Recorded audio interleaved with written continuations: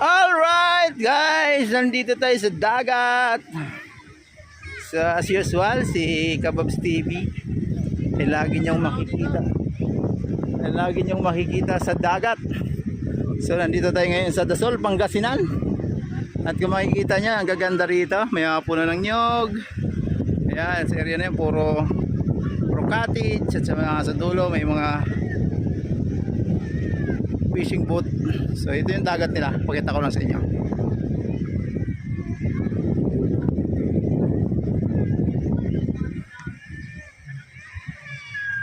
So makikita nyo, hindi ganong masol yung dagat nila, or hindi blue, dahil mababaw yan guys. Tingnan yung mga bata, oh.